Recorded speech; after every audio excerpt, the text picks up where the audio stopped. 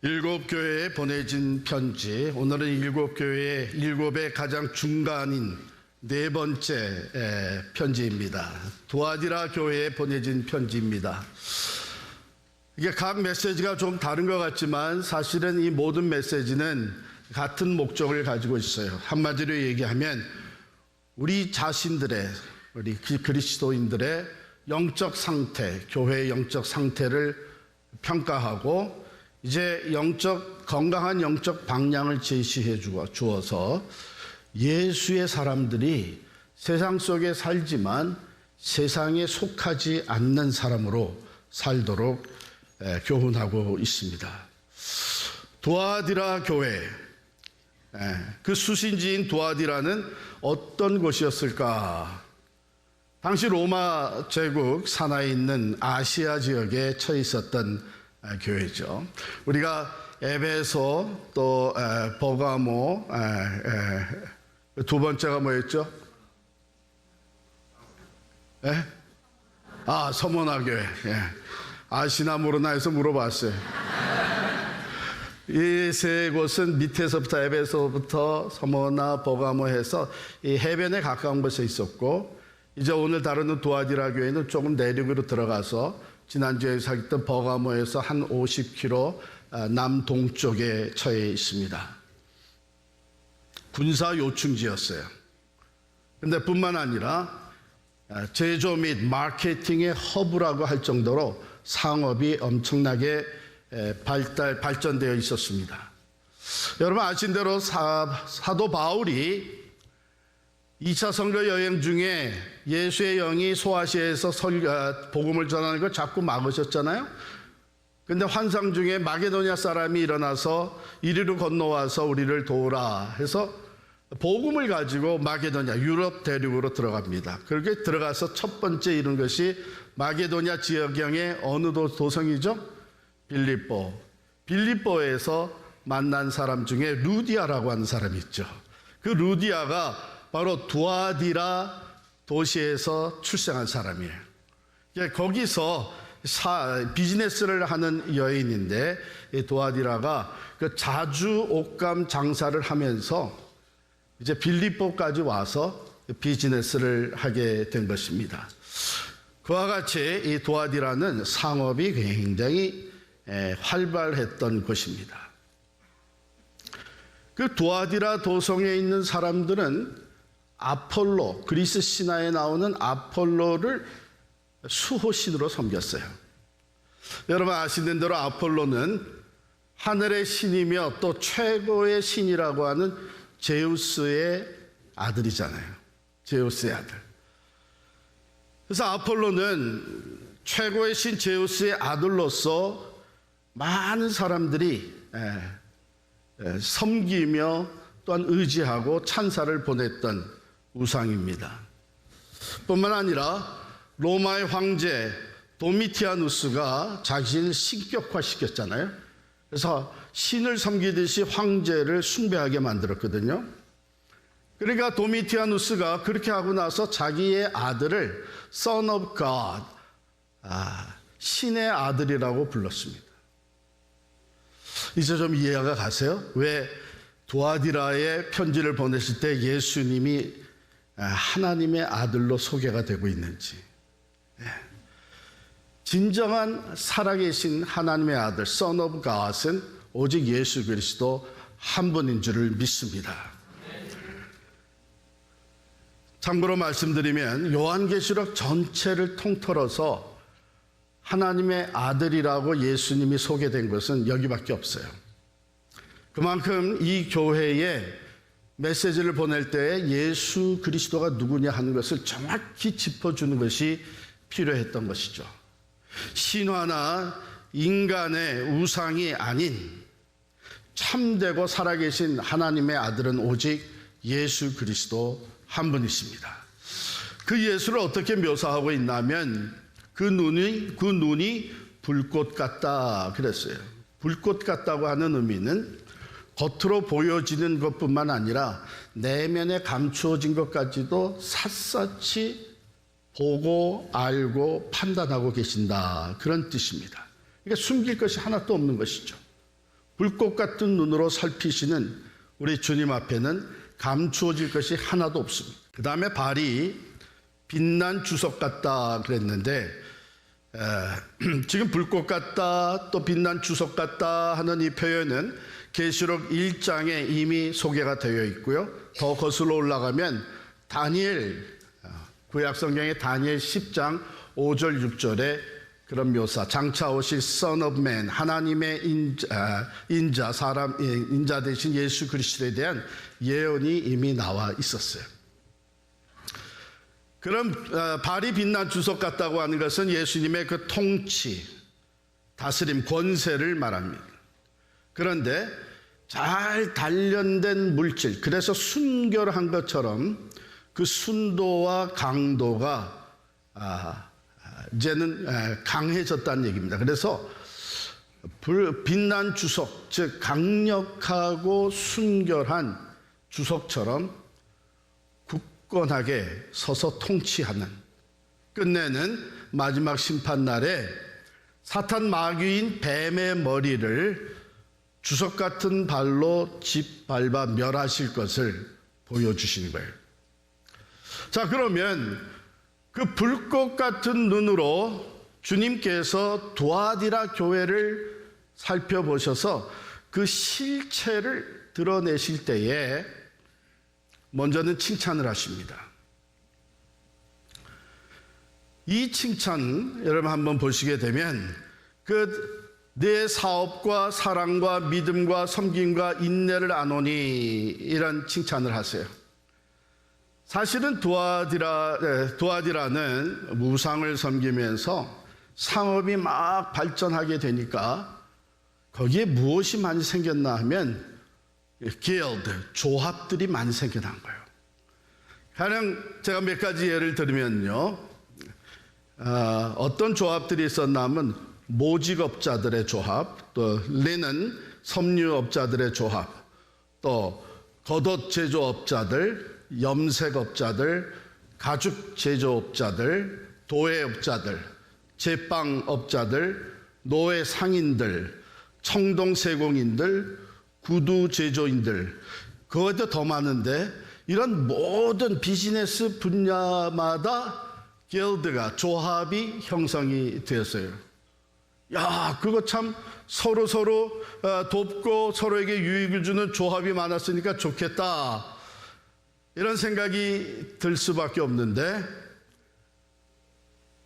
당연히 거기서 비즈니스를 해서 성공하려면 조합에 가입을 해야 됩니다. 조합 회원이 돼야 이 구매력도 생기고 또 네트워크도 왕성해지고 이 무역이 활발해지는 것이죠.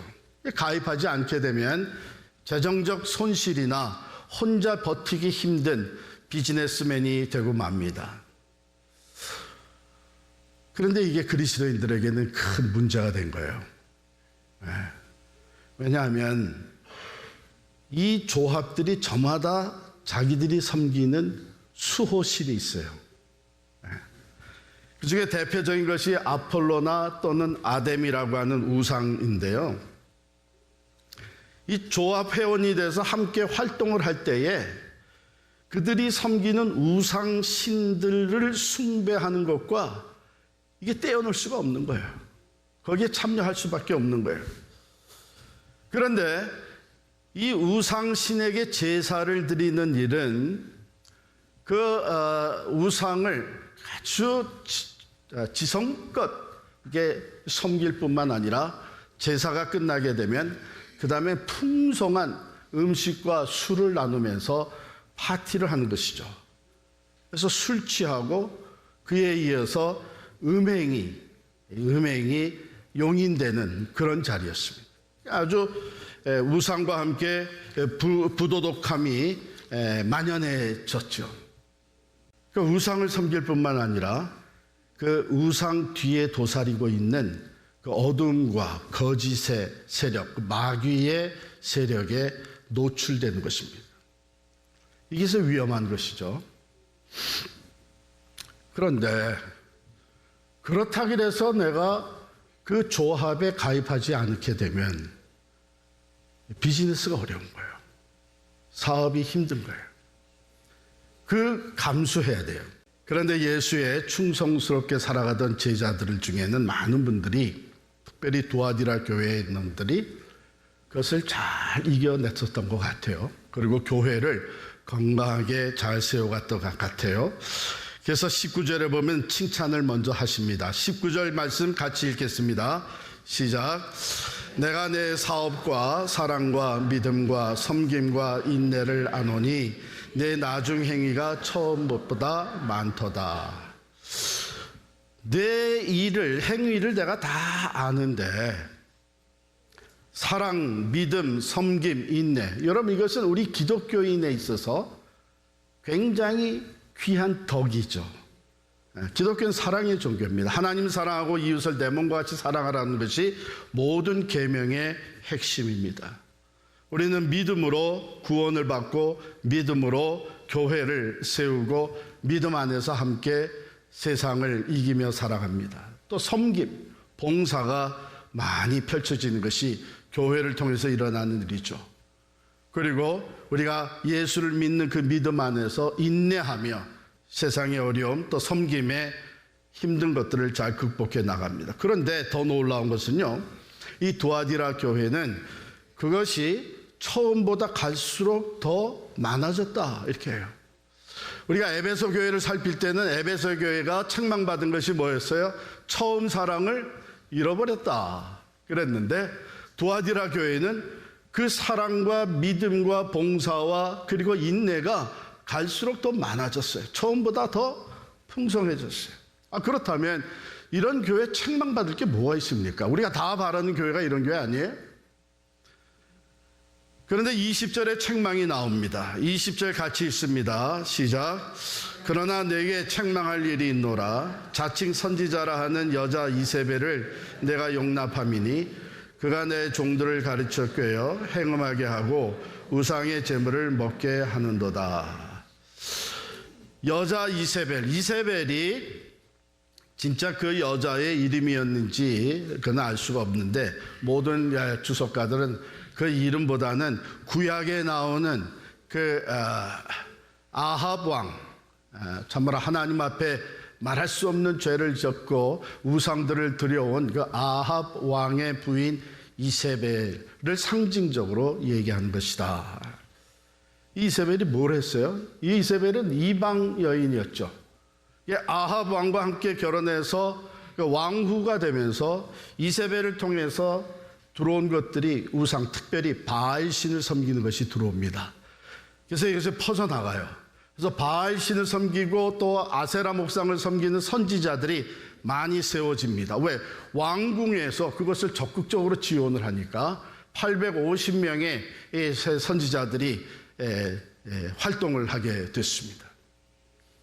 결국은 이세벨을 통해서 하나님을 섬기는 하나님의 백성들이 우상 숭배에 빠져들어가게 되고, 그와 더불어서 각종 음행과 더러운 죄를 짓게 됩니다. 왜냐하면 바알의 종교는 풍요와 다산의 종교, 즉 바알이 그런 신이었어요. 그러니까 바알의 종교라는 것은 산당에서 제사하는 의식, 그 우상을 정성껏 지성껏 섬기는 그 제사는 아주 중요하게 생각했지만 일상생활에서의 윤리는 무시했습니다. 즉 이 우상을 통해서, 신을 통해서 복을 받아서 내가 많이 누리면서 살면 그것이 최고다. 그러나 이스라엘의 하나님 여호와께서 원하시는 것은 뭐예요? 하나님을 거룩하게 예배할 뿐만 아니라 하나님을 닮은 거룩하고 신실한 도덕적인 삶을 살기를 원하시는 것이죠. 바알 종교는 자기 유익을 위해서 모든 물질적인 축복을 누리는 것이 관심이었지만 그들은 인격적인 것에는 관심이 없었습니다. 부담 없이 마음껏 즐기고 물질적 보상을 받는 것이 최고의 소원입니다. 그게 바알 종교예요. 이세벨이 이것을 가지고 들어오면서 유일하신 하나님을 섬기던 이스라엘 백성들은 점점 하나님을 떠나게 되고 우상을 더불어 섬기게 되고 음행에 빠져 들어갑니다. 이런 이세벨과 같은 사람이 지금 두아디라 교회에 있다는 거예요. 여기 보면 그가 스스로 선지자라고 한 것을 보아서 아마 교회 안에서의 활동이 제법 진행이 된 것 같습니다. 그리고 여인이 이 정도의 영향력을 끼칠 수 있는 거 보아서 아마 경제적인 파워가 있었던 것 같고요. 사회적으로도 영향력을 가졌던 여인인 것 같습니다. 이세벨과 같죠. 부와 권력을 가졌던 자. 교회 내에서 거짓된 교훈을 가르치면서 자신의 세력을 확장해 나가며 거짓 교훈을 가르쳤어요. 그럼 문제는 뭐였느냐? 두아디라 교회가 이 이세벨과 같은 거짓 선지자를 용납을 했다는 거예요. 용납을 했다는 거예요. 세상에는 이런 사람들이 많습니다. 그런데 하나님께서 두아디라 교회를 책망하는 것은 다름이 아니라 그래서 용납을 했다는 거예요. 선을 거야 할 것을 걷지 아니하고 그것을 그대로 수용을 해서 교회 내에서 활동할 수 있도록 놔두었다는 것입니다. 그러면 이세벨과 같은 사람을 용납했다는 것은 실제적으로 무엇을 말하는가? 그 영적인 혼합주의를 허용을 했다는 거예요. 사랑도 있고 믿음도 있고 섬김도 있고 인내도 있는데 분명한 하나님의 진리 안에 선을 거야 될 때 선을 긋지 않고 모든 것을 품고 가는 이런 잘못을 저질렀어요. 자, 아까 말씀드렸듯이 크리스찬들이, 교회 멤버들이 세상에서 비즈니스를 하고 사회활동을 하려면 이 조합원으로서 가입을 해야 되는데 그러자니 신앙에 문제가 생기고 죄책감이 들고 이런 그 갈등 가운데 있는 멤버들에게, 성도들에게 그럴 필요 없다. 그럴 필요 없다. 조합에 가입해서 그 조합에서 하는 거 그냥 참여해도 괜찮지 않냐. 내 마음만 그렇지 않으면 되는 거지. 이런 식으로 솔깃한 얘기를 하기 시작을 했습니다. 아마 이런 얘기를 했겠죠. 아니 장사하고 돈 벌기 위해서 아폴로 신전에 한번 제사하러 가는 것이 무슨 그렇게 큰 문제냐. 또 열심히 돈 벌어서 그거 가지고 헌금하면 그거 도움이 되는 거 아니냐. 세상을 이기기 위해서는 세상을 좀 알아야 된다.